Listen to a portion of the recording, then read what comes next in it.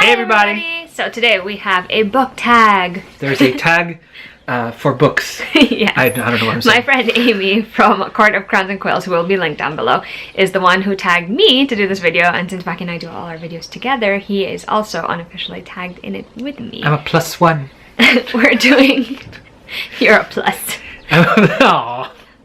Anyway, the tag we're going to be doing today is the Netflix book tag. Yes. And we are very big fans of Netflix, aside from the fact that we're also big fans of books, so... That is true. That is very much true. Anyway, the tag was originally created by A Darker Shade of Whitney. That video will also be linked down below, so we're just going to get right on into it. So, the first question is, recently watched the last book that you finished reading? The last book I read was Stormrunner by J.C. Cervantes, and I finally got into it. I magnificently enjoyed it. I think it's a great addition to the Riordan multiverse.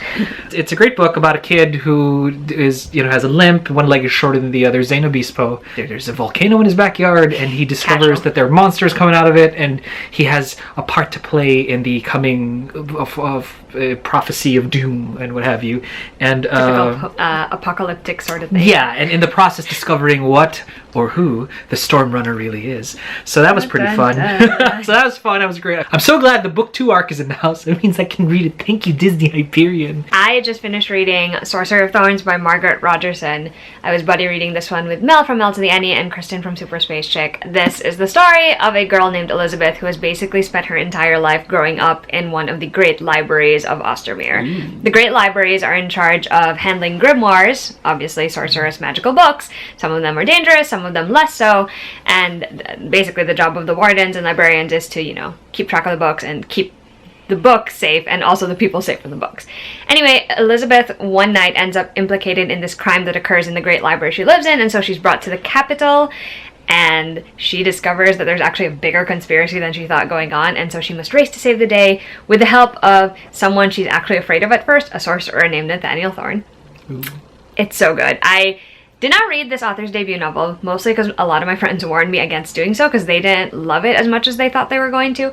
But oh my goodness, this book was so good. It's a standalone fantasy. It has an incredible setting. The magic is so fun. The characters are so great. And it just has that tone of a classic old school YA fantasy that I love, but it also feels very refreshing because I haven't seen that in so long in the YA fantasy that I've been reading. And so thoroughly enjoyed it. I actually gave it a full 5 stars, which is rare for me this year, so I'm very excited about this one. It is out in June. I think it's June 14th. I could be wrong, but can't wait for everyone else to get to read it as well. I took 2 things from that. Great magic and armoire rhymes with grimoire. Yes, it does. We're going to do question number 2, which is top picks, a book or books that have been recommended to you based on a book you have previously read. Now, since Alexa knows that I love kind of YA Tamara Pierce stuff, years and years ago, she was like, you have to read Shadow and Bone. And it was literally at the time that Shadow and Bone came out. I forgot about the book for all of those years. And then binged it during one of my kind of little vacation trips and read everything Leigh Bardugo. Culminating with, I think, the highlight, not to take anything away from King of Scars, but the highlight, my all-time favorite is still the Six of Crows and Crooked Kingdom duology. It's a story set in a world where people called Grisha have the ability to manipulate the forces of nature. Away from a kingdom called Ravka, where all of the Grisha action happens, is a tiny little island, I want to say metropolis, where the seedy, shady underworld things are happening, and the breast of all of this is Kaz Brecker, bad guy / semi-good guy extraordinaire. You want a job done, he'll get it done, he'll get his hands dirty for it, and he plans the greatest heist ever known to man for money that will finally make him, like a local king in his own right, and his crew as well. And it's such a good story. It's a great heist, great lore. I think you probably don't even need that much to do Shadow and Bone stuff. Maybe. I think the experience is just more enhanced if you have. It absolutely is. It absolutely is. So it's a great way to sort of take away, like, spin off from the main series whilst keeping a lot of the main elements sort of in.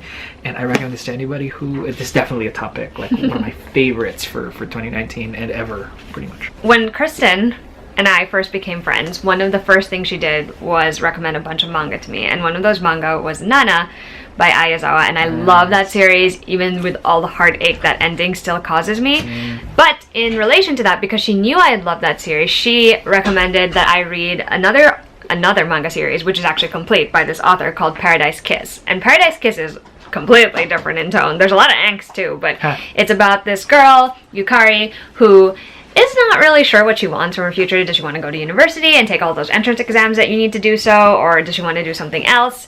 And so when she's approached in a park and given the opportunity to become like a fashion model for someone's student designer show, she at first is a little hesitant, but then decides to take that opportunity and just go for it. And this is what happens after she says yes to doing that. And it's really good. It's very soap opera levels of drama, but I truly, truly enjoyed it. And I'm glad I finally got the chance to read it. Question number 3 is recently added, the last book that you bought. My most recent buy, which was sent to my Kindle, but this is the physical copy, is The Red Scrolls of Magic by Cassandra Clare. It is the first book. And Wesley Chu.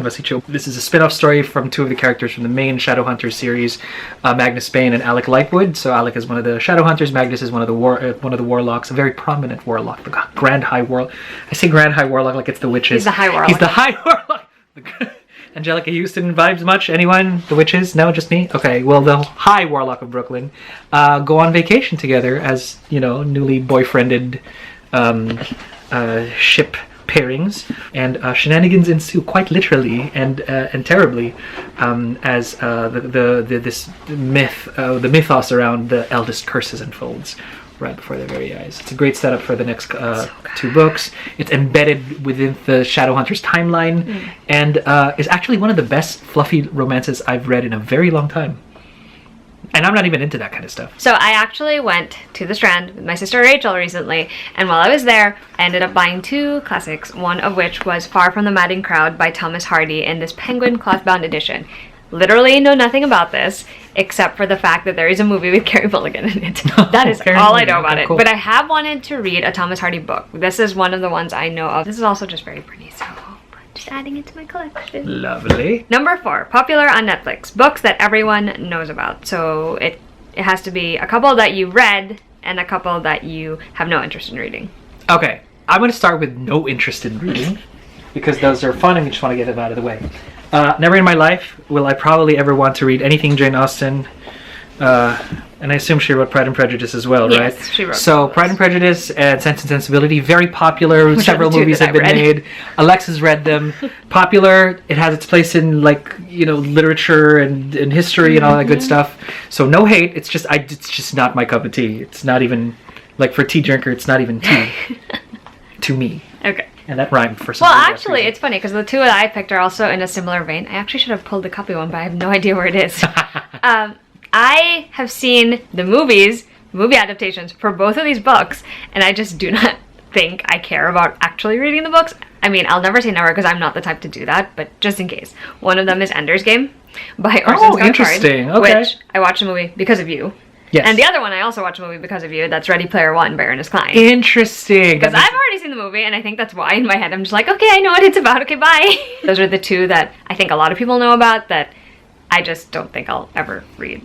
I will say that the Ready Player One is a different animal from the movie, and also as fun. But anyway, as for the books that everybody sort of knows about that I have finally ended up reading, I'm gonna start with a classic, which is the Percy Jackson series. This is Blood of Olympus, which is, I want to say 10 books deep. Into the story, because there was a first pentology, I don't know, 5-book series.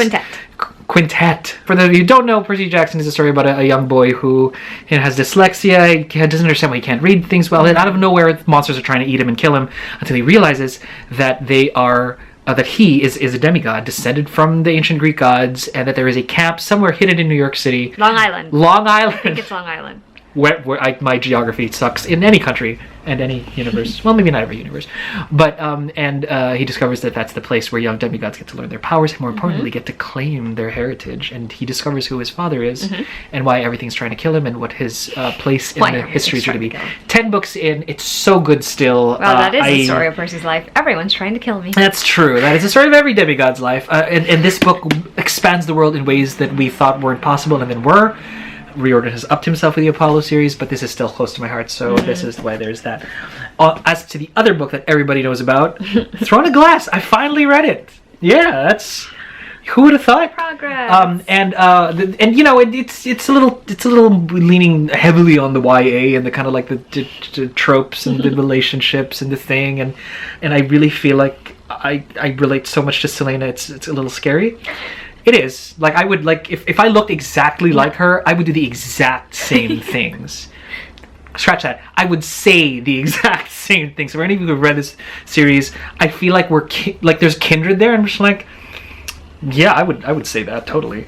And I'm in it for the lore, because there's an ancient evil that has to be dealt with, and we don't know what it is and how it's going to get there. But apparently, she is the one thing that is standing against it. And so I'm in it for the long haul. I want to read the rest of it. He has quite the journey ahead of him, if you guys know what I mean. First book I'm going to mention, I'm going to say it again. Kristen is the one who got me to read this. I finally read it this year. It's The Name of the Wind by Patrick Rothfuss. I feel like a lot of people that I watch on BookTube have read this and really enjoyed it. It is a adult fantasy. It looks gigantic, but it actually reads really fast, at least to me. It's a character-driven story about a person named Quoth. He is now an innkeeper at some small town, and then one day this chronicler shows up, figures out who he is. He actually has a reputation, and so he asks Quoth to tell his story so that he can chronicle it. And so this entire book is literally day one of Quoth telling his story. So it's a lot of his younger years leading up to when he goes to university. It's so good. I was so into it after one chapter, and that's a testament to how much Patrick Rothfuss probably thought of while he was writing that first chapter, and it just gets so interesting. Like, I think I just really enjoyed Quoth as a character, and that's why I was immediately drawn to it. So, very glad about this one. And of course, a book that is on BookTube a lot is The Cruel Prince by Holly Black, which I got to read very early, and I probably wouldn't have read it were it not for the fact that Kristen read it and loved it, and my friend DJ really wanted to read it and love it, and he did. And The Cruel Prince is a fairy story, which, again, not normally my MO, but, like, why not? It is about Jude, who is a human girl, and she and her sisters, one of whom is actually part fairy, are taken to Fairyland, or Prithian in this one, and they lived there for a couple of years, and now they're teenagers, and Jude is determined to find her place in Fairyland, even as a human. And the Fae in this book are all cunning and sly and kind of terrible, which is pretty great for me because I quite enjoy it when they're actually, I don't know, I think I love like a good fairy also, but these fairies, so brutal, so cunning, so sly, love it. Anyway, it's a lot of political maneuvering and Jude trying to figure out her place, and then it ends and you're like, but then what? So yeah, this is one that I would highly recommend. So excited to read the last book when it comes out next year. Next question is Comedies, a funny book. Alcatraz and the Evil versus the Evil Librarians, book 1, which is Alcatraz versus the Evil Librarians.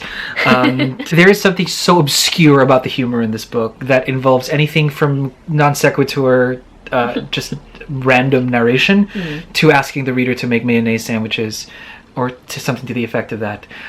It's just so funny. I am still to this day the proudest piece I've ever done that is on Alexa's blog. Is my review for this book, because the way I review it is exactly the tone of the book, and it is the funniest thing. For those of you who don't know, it's about Alcatraz, who has to fight a bunch of evil librarians who have hidden the true reality of like the capacity to manipulate, the forces of nature through lenses, and an entire continent in the Pacific, I think it's the Pacific, hidden from the world, and have censored most of history, like dinosaurs being still alive and apparently, sentient and snarky. To fight against censorship, we rely on the Smedries, Alcatraz's clan that he discovers he's part of, and their ability to manipulate lenses, and it's a great book by Brandon Sanderson, and funny as all hell. Mine is a book that actually Maki saw me read, and it's Save the Day by Morgan Matson. See, even he remembers. This is a story that takes place over the course of a wedding weekend. Charlie's older sister is getting married, and, it's like a homegrown affair where it's like small, and like all of her family and friends are coming, and everything that could possibly go wrong goes wrong in this story, and it's great. I think the shenanigans are like straight out of a rom-com. They're so funny. I would watch the movie. My favorite is the one with the band, because that one was hilarious. Just put it this way, she was reading it, she was screaming and shrieking in laughter, and then at one point in time she's like, dude, the wedding band canceled. And then, having had our own wedding, I'm like, that's terrible. Spoiler, by the way, that's one of the shenanigans. That's terrible. It's like, well, Journey tribute band. because why the hell not? Very, very fun. Would definitely recommend. Yeah. Next is the opposite, which is dramas. A character who is a drama queen or king. Please. I feel like we should Darling, just show take them, it away. We should just show them the books at the same time because it's funny. Well, So, they wouldn't know from mine, but still. It's fine. So, They're actually both in both books. You know that, right? yes, but the drama moment that I had Yeah, is in I here. know. Okay. Okay. Mine is fairly obvious. Magnus Bane.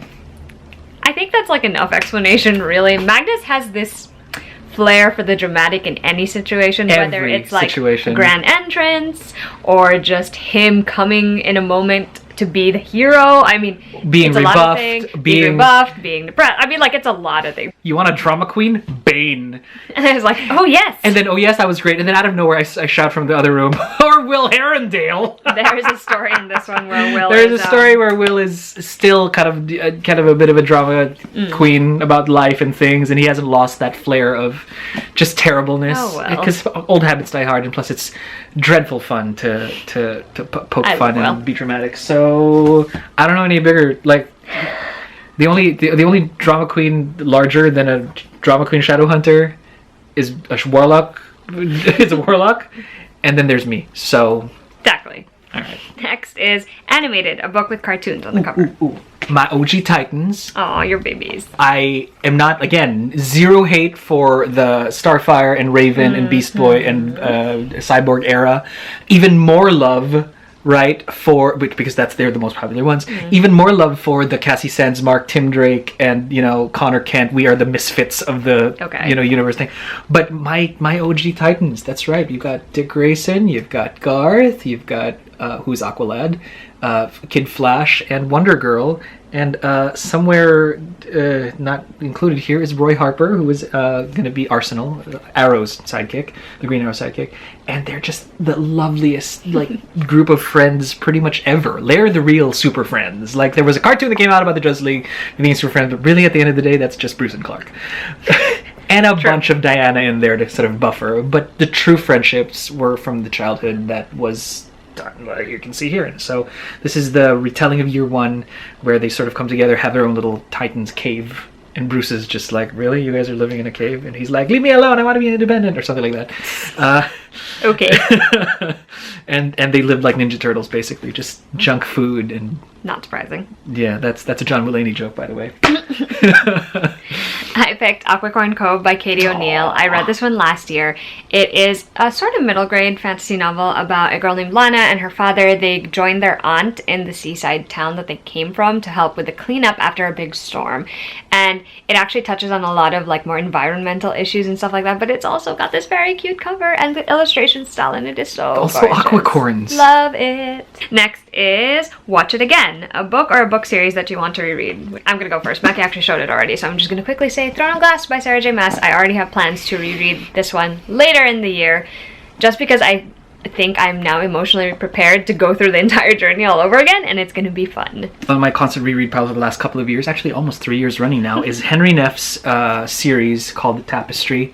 It's a story about a young boy who discovers that he has some ties to ancient Irish lore, and is supposed to go to a school called the Rowan Academy where a bunch of heroes are going to be trained. So it's kind of like Hogwarts, but for heroes. And roughly came out at the time, obviously probably eclipsed by the Harry Potter mania. And it was 5 books. But the twist here is that it gets really, really dark. Like on book 2, the world that they're trying. And again, half a spoiler because you're never going to get to Imperium without figuring that out. The world ends. Literally. Normally you want to get into a story because they want to prevent the apocalypse. Here, carrot on the stick, it's fresh because the apocalypse actually happens. And it's up to the kids now to figure out how to build the world from there. Imperium, which is ironically the first book I read in the entire series, is set like 1,000 years after the events of the Tapestry series, the 5-book Tapestry series. And when I discovered that, hey, there's a series prior to this, great, then I will treat this as main canon and treat those original books as prequels. And it's just, I love rereading everything. Imperium has taken so many Easter eggs from the first books and put them in here, and vice versa. There's so many allusions that whatever. And there's a ship here that is so gorgeous to me, just beautiful, and I can't wait to share it with the world. Next is Documentaries, a non-fiction book you'd recommend to everyone. The Life-Changing Magic of Tidying Up, which is by Marie Kondo.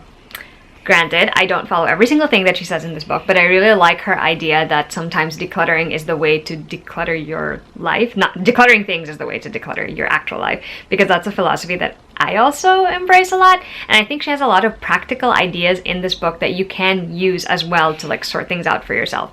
And it's also just written in a way that's pretty engaging. Like, it's easy to read and it's easy to follow. And even though it's very specific to Japanese culture, the way some of the things are outlined in this book, it's also something that has universal principles that people can use. I got nothing, but I will give a shout out to the Pixar story, which is a documentary about how Pixar does their movies. Aww. And it's one of my favorite things pretty much almost ever. So the next one is Action and Adventure, an action-packed book. Tricksters Queen, which is actually the second book in a duology by Tamara Pierce called the Tricksters series. The first one is called Tricksters Choice, and the next one is Tricksters Queen. It centers around it centers around a young girl whose father is the spy master of the land of Tortal, and that just means like he's like the head of the CIA. He's called the Whisper Man, and she's basically wanting to go on an adventure, and without knowing it, the Cyprioth, the trickster god, picks her up, takes her to his domain, which is the Copper Isles, which at that point in time was, held tenuously by a monarchy that was like really, really bad. And Cyprioth's original people were enslaved and second-class citizens. And he's going to use the Trickster's Choice to put the Trickster's Queen somewhere on the throne and wrest power away from whoever has conquered the Isles back to its rightful rulers. It's a great spy story set in a medieval-ish fantasy setting in a world that I absolutely love and adore, because it is the original Tamara Pierce kind of Tortal kind of world set several years after the Lioness series. And I just really, really love how this book played out. I've read it so many times, I will read it again this year. It'll probably surprise no one what I picked for this. Warcross by Marie Lu, which I still really love. And this is another one that I would also reread this year, so guess there's that. Warcross centers around a girl named Emika Chen, who accidentally glitches herself into the opening ceremony game of Warcross, which in this book is like a worldwide sensation of a game. It's like an MMORPG, sort of, but you can also it's augmented reality. That's what I was thinking of. There we go. It's like a household name, basically. And so after she glitches in, she's actually contacted by the CEO of the company, Hideo Tanaka, in order to become one of his hired bounty hunters to investigate a glitch in the game or someone trying to mess with the game. And it spirals out from there. So good, especially the gameplay. I truly enjoyed it. I actually liked it, yeah. I think a lot of people didn't love it as much as I did, but honestly, it was just so great. Few people love it as much as I did. I really genuinely love this book so much, and I would highly recommend checking it out. Next is New Releases, a book that just came out or will be coming out soon that you can't wait to read. I already have started reading. This, I think, came out in January. This is Dragon Pearl, again from the Riordan verse. It's a story about a young girl named Min who is part of a space colony. She's from a race of Gumihos, because this is Korean, right? Yeah, they're shapeshifters, they're tricksters, and they're also second-class citizens, because the prejudice has not gone away from years of kind of indoctrination saying these people are terrible beings, and so they're keeping a low profile. She just wants to go see the stars and join her brother who has done that, until the fateful day. This all happens in chapter 1. That some soldiers come to their house and say this relative of yours is now a traitor, and he is now and last they heard was he is now in search for the legendary Dragon Pearl, this device of great capacity that can terraform worlds and whatever. And his last message was to your daughter Min. Okay. Will you listen to the message? And we're like, yeah, I'm in for that. This is like fox spirit creatures in space. I'm down, and I've already started reading, so that's going to be fun. Mine is a book that is coming out next month, or I don't know, it's probably the same month when this video will go up. Somewhere Only We Know by Maureen Gu. It's about a K-pop star who is going to make her first US appearance on a TV show, but all she wants right now, prior to that, is to find a burger near her hotel. And there is a teen paparazzi reporter who just happens to be hanging out looking for the next biggest scoop for the newspaper he works for, or the publication he works for, and he may just cross paths with this girl, and that's where that story unfolds. I'm looking forward to reading it. Also, this book has a gorgeous spine. I really hope I loved it. I love Maureen's last book, which came out last year, The Way You Make Me Feel. So good, so can't wait to check that out. And the last thing is to tag people in this. So Kristen, I'll tag you, even though I know Amy also tagged you in her Yeah. video. If you haven't done the tag though, consider yourself tagged by Yes, us. absolutely. Feel If you free. watch like all the time and then you have a thing, Yeah. please Or consider- answer any of the questions. Or in the answer, comments. answer the question. Consider yourself tagged. Anything pretty much that we do, you're automatically tagged. Do it, and then just it'll be fun to let us know that you've done it. Put some links, whatever. We'll give it a shout out and see what we've got. That's basically the end of the Netflix book tag. We hope you enjoyed it, and if you want to see more videos from us, definitely subscribe. We upload mostly on Fridays, occasionally on Tuesdays. Yeah, so we will see you guys in another video soon. Bye. Bye.